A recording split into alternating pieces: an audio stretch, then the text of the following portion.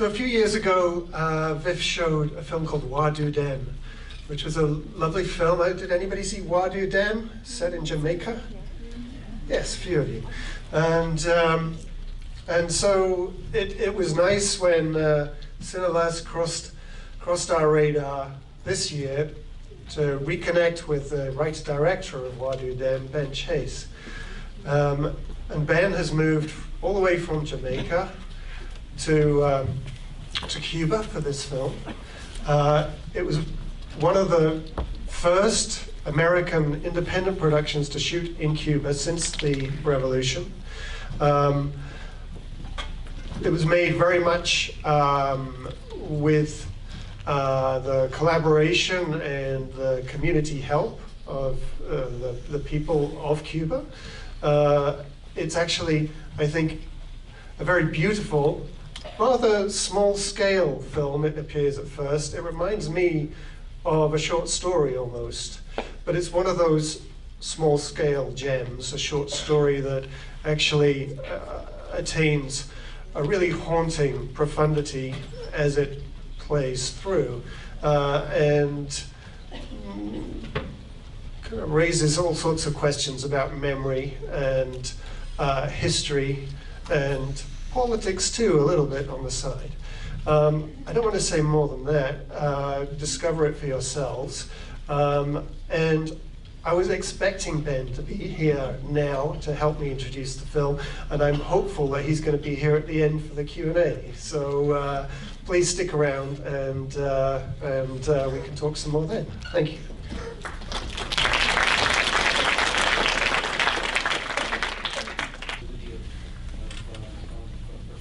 So the question is, first of all, a comment that it's a beautiful film, and then that the extent of tapping into that community of Cuban actors and performers.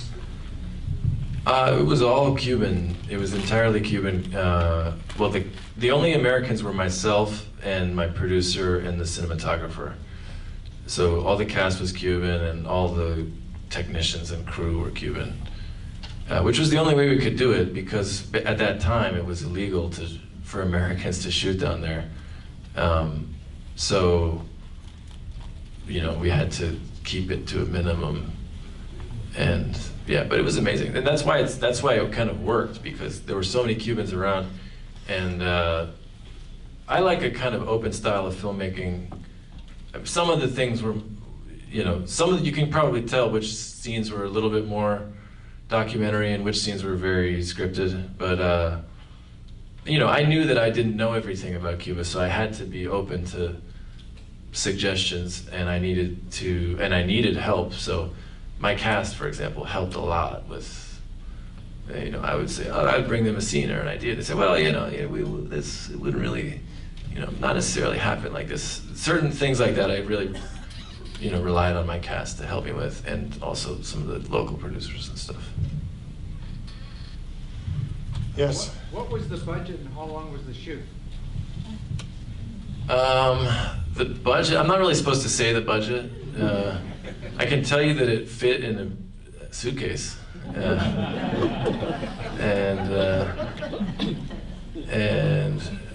actually I think it was a FedEx envelope. It was a big FedEx envelope. But the shoot took 6 weeks, but then there was like a month of pre-production before that, and I was back and forth a lot of location scouting and casting before that, so it was a long process. I mean, I'm here, it's 4 years later, it's still being distributed, so. But yeah, it was 10 weeks total on the ground in Cuba from beginning of pre-production to the end of the shoot. You edited in the US? Yeah, edited in New York. Are you planning to do any films in other parts of Cuba, like in Cienfuegos or? I would love to. Yeah, now it's easier. I would love to shoot a Western in Cuba. Because it's just so easy. Like, it's just there. There's so many people that know how to ride horses, and the Guajiro thing is such an interesting culture to me. And I love son, which is kind of their, you know, cowboy music a little bit. So I would love to do some sort of Western down there. But I don't know, yeah, I want to go back down there. But I need to make a movie in English first. I've made 2 movies in like other languages and cultures that are not my own. So I feel like I need to kind of turn the lens on my own culture first. But I would love to go back down to Cuba and shoot something else. Yes? Me? Yep. Well, congratulations that the film is really a treasure, I think, for the students also. The way that you were able to grasp, I'm not Cuban, I'm a Chilean, but I've been in Cuba many, many times. And I'm impressed how somebody who doesn't belong to that culture, doesn't belong there, was able to get such a beauty from the culture, the roots, and that healing sessions that they have there and all that. How did you get all that? From food? Did everybody hear that question? There's a comment from a Chilean lady that about the authenticity, the Cuban feeling expressed by the film, and how you managed to tap into that. Well, I think it was, I mean, part of it is just that I love the culture, so I was,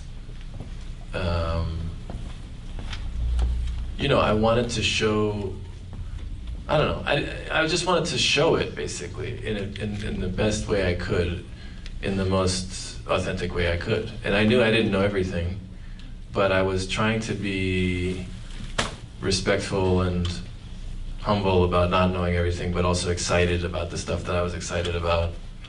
And I had some great friends down there. I made some great friends, and they helped me. You know, I brought ideas, and I worked the ideas, and I ran them by people until the people I trusted told me that it seemed real, basically.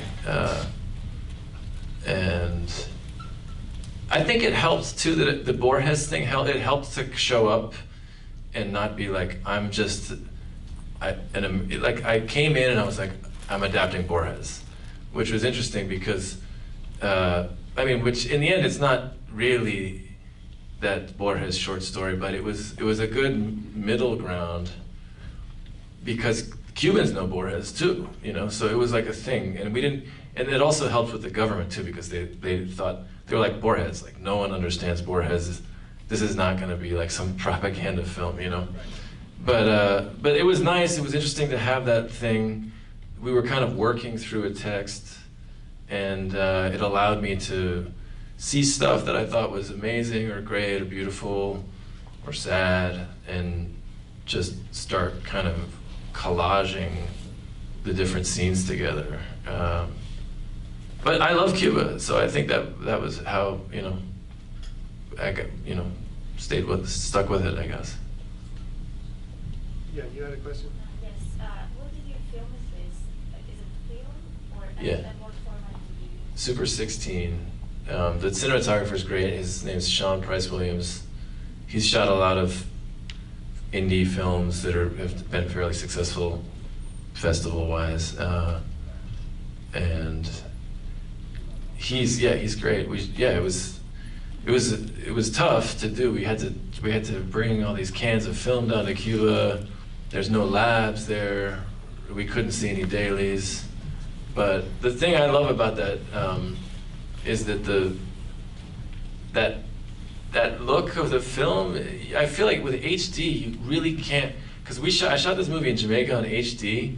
We were shooting in some pretty rough places, like physically rough, like it looked rough, but then you shoot it on HD and it almost looks like plastic, like sheet, you know, like glossy. And when you're in Central Havana, it's not glossy. So I was like, how are we gonna do this?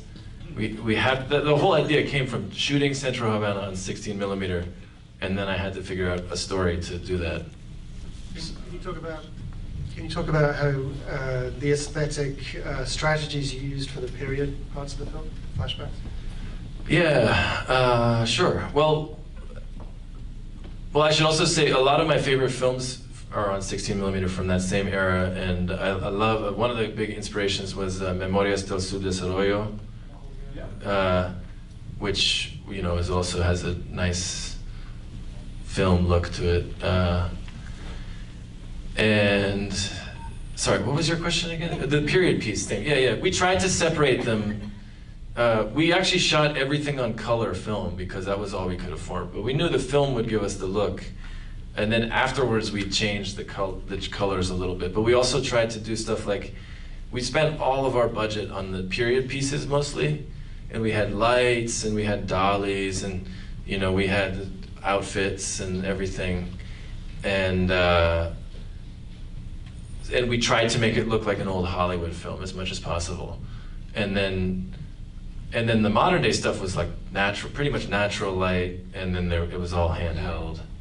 And then afterwards, we did those 3 color things we found. I was looking at some old photographs of from like Russia from the 70s or something. And you see this old film stock I think it was the Magenta channel. One of, you know, there's like cyan, magenta, yellow, black, I think. Anyway, one of those colors fades out first. So when you see an old photo from that era, it looks a certain way, and we kind of figured out why. And actually my colorist knew why, so he told me. I was like, how do we get that? And then, so we treated the film afterwards so it would look as if it was faded film from that era, basically. Over here? What was the reaction in Cuba when you showed it there? Or did you show it there? I'm particularly curious about the military, because the one military guy didn't come across looking very good. Yeah, it was a pretty good reaction, I think. I mean, I don't know, it's hard to tell, because when you're the director, you never know in America or Cuba what people really think, because most of the time they're bullshitting you. I think it was good. It was banned in Cuba, actually. I mean, but not overtly banned, but like they let us show it. We went down, we were gonna show it in the film festival, and they invited us down, we went down, we got there, I looked in the program, I was like, where's our film? And they were like, oh, sorry, there's some mix-up, don't worry about it, we'll still show the film. But like, it wasn't published, so we were like, okay. All right, at that time, in Cuba there's so many situations where you don't know what really is happening, you don't really know what the situation is, you find out later on that there was some dynamic at play that you never would have guessed. Anyway, that was fine, whatever. And then later on, we were supposed to, a film critic had seen it, I think there, or maybe he'd seen it somewhere else, and he invited us to play it on Cuban television. It was going to play on national television, which I was incredibly excited about, because there's only 4 stations, and so everyone sees what's on TV. So that would have been like our biggest audience ever, like maybe millions of people on this great show that people watch called De Nuestra America, hosted by this film critic, Frank Padron. And then at the last second, I was like, so did it show? Like, what was the reaction? I wasn't down there for it. They were going to invite me down there to be on television to this. And they're like, oh, actually, well, maybe next month. And then, actually, no, it's not going to show. So I was like, huh. And I thought that it was just another one of these things where it was like, something fell through the cracks. And then later, actually, I didn't find out until later. This June, we were doing our New York premiere, and one of the actors, the guy who plays the young version of Luis, his name is Lieter Ledesma, who was a pretty well-known television actor in Cuba, and now he's the host of this variety show on La Mega, and now he's like a big celebrity in Miami. He came over here about a year ago, and now he's on his way up, doing great actually, which is amazing. He told me at our premiere, he was like, yeah, actually what happened was, and he didn't even tell me, he told me when we were in the Q&A, he was like, and I was like, well, I did the same story, and then he was like, well, actually, it was censored. They said someone didn't like it. What? And he told me, and I was like, why? And he said it was because of the. It wasn't because of the militar, you know, looking like a jerk in that cocktail scene or whatever. It was because of the line where they're on the BC taxi early in the film, and he says something about the old woman, and he says something like, "Ella es una revolucionaria recalcitrante," like she's a hardliner, and they didn't like it, you know. So you never know. You could have cut that.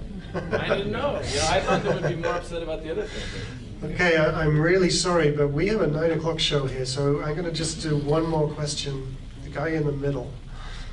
Yep. To follow up, I was just wondering what the reaction was in the United States, given the political situation there, and wondering what your response after what happened. I mean, I don't know, pretty good. Probably the same as you guys. I don't know. I mean, some people like it, some people don't get it. Some people think it's too weird. Or, I don't know. Some people love it. It's been pretty good. So before we leave, can I just ask something quickly? Sure. What's the translation of the title again? It's Without Wings. Thank you very Yes. much. Great film. Thank you. If you guys have a few extra questions, I'll just hang out there outside. We can get there. Remember to vote.